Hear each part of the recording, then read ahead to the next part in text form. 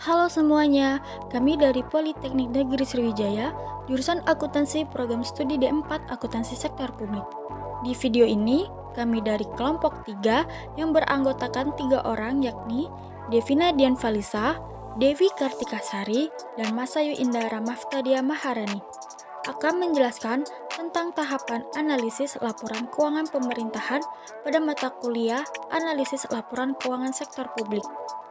Apa itu tahap analisis laporan keuangan dan metode analisis? Tahap-tahap analisis laporan keuangan merupakan urut-urutan langkah yang perlu dilakukan untuk menganalisis laporan keuangan. Sedangkan metode analisis merupakan teknik atau cara untuk menginterpretasikan angka-angka dalam laporan keuangan sehingga memberikan makna tertentu yang bermanfaat untuk pengambilan keputusan. Berikut adalah tahapan analisis laporan keuangan pemerintah. Metode dan teknik analisis yang tepat diperlukan untuk melakukan analisis laporan keuangan. Tujuannya agar laporan keuangan tersebut dapat memberikan informasi dengan maksimal dan para pemakai hasil analisis tersebut dapat menafsirkannya dengan mudah. Menurut FOD tahun 2016, tahapan melakukan analisis laporan keuangan adalah sebagai berikut. Yang pertama, memperoleh data keuangan dan pendukung yang diperlukan untuk periode yang akan dianalisis. Yang kedua, mengukur atau menghitung dengan menggunakan rumus-rumus tertentu sesuai dengan standar yang biasa digunakan secara cermat dan teliti, sehingga hasil yang diperoleh benar-benar tepat. Yang ketiga, melaksanakan kalkulasi dengan memasukkan angka-angka yang ada dalam laporan keuangan ke dalam formula secara cermat. Yang keempat, menafsirkan hasil perhitungan dan pengukuran yang telah dibuat. Dan yang kelima, memberikan rekomendasi yang dibutuhkan sehubungan dengan hasil analisis tersebut. Tahapan analisis laporan keuangan pemerintah secara umumnya melibatkan langkah-langkah berikut. Yang pertama, pengumpulan data.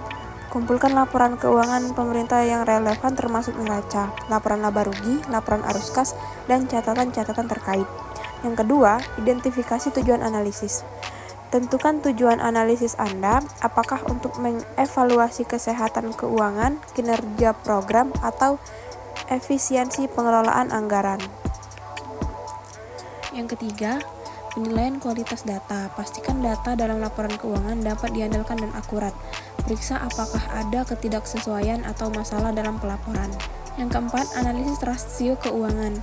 Hitung rasio keuangan seperti rasio utang terhadap pendapatan, rasio likuiditas, rasio efisiensi, dan rasio profitabilitas untuk mengevaluasi performa keuangan pemerintah. Yang kelima, evaluasi kebijakan anggaran. Tinjauan kebijakan pengelolaan anggaran yang digunakan oleh pemerintah dalam pelaporan keuangan.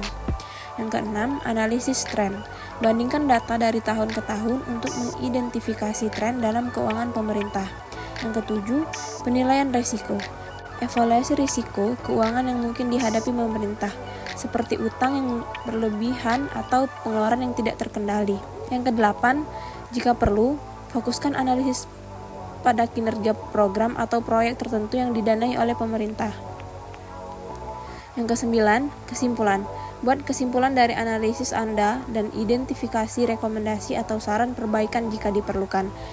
Yang ke-10, pelaporan hasil. Sajikan hasil analisis dalam bentuk laporan atau presentasi kepada pemangku kepentingan yang relevan. Analisis laporan keuangan pemerintah penting untuk transparansi, akuntabilitas, dan pengambilan keputusan yang tepat dalam pengelolaan keuangan publik. Analisis laporan keuangan, termasuk laporan keuangan pemerintah, memiliki beberapa keterbatasan yang perlu diperhatikan. Yang pertama, subjektivitas. Interpretasi data keuangan dapat bervariasi antara analisis. Keterbatasan ini dapat menghasilkan hasil-hasil yang berbeda. Yang kedua, pemilihan kebijakan akuntansi.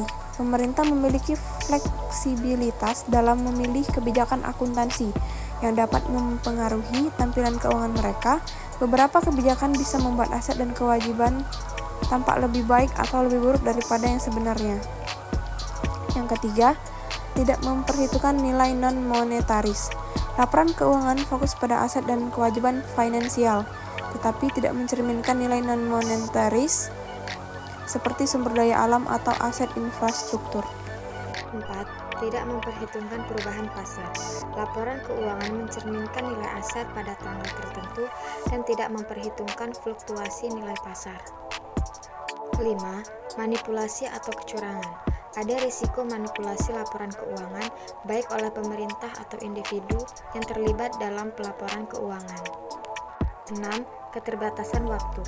Laporan keuangan mungkin memiliki keterlambatan dalam penyediaan data, yang membuat analisis tidak selalu mencerminkan situasi terkini.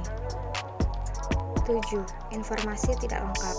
Laporan keuangan mungkin tidak mencakup semua informasi yang relevan, terutama dalam hal dampak jangka panjang dari kebijakan keuangan. 8. Kondisi ekonomi makro. Laporan keuangan pemerintah juga dapat dipengaruhi oleh faktor ekonomi makro, seperti inflasi atau fluktuasi mata uang. 9. Kebijakan fiskal dan moneter. Kondisi fiskal dan moneter seperti perubahan dalam suku bunga atau kebijakan pajak dapat mempengaruhi nilai aset dan kewajiban pemerintah. 10. Keterbatasan teknik analisis. Tidak semua metode analisis dapat digunakan pada laporan keuangan pemerintah, terutama jika data tidak lengkap atau rumit. Meskipun ada keterbatasan dalam analisis laporan keuangan, analisis ini tetap menjadi alat penting dalam pemahaman keuangan pemerintah. Penting untuk mempertimbangkan keterbatasan ini sambil menggabungkan analisis dengan sumber data dan informasi lain untuk pengambilan keputusan yang seimbang. Baiklah, sekian video dari kelompok kami. Semoga bermanfaat. Terima kasih.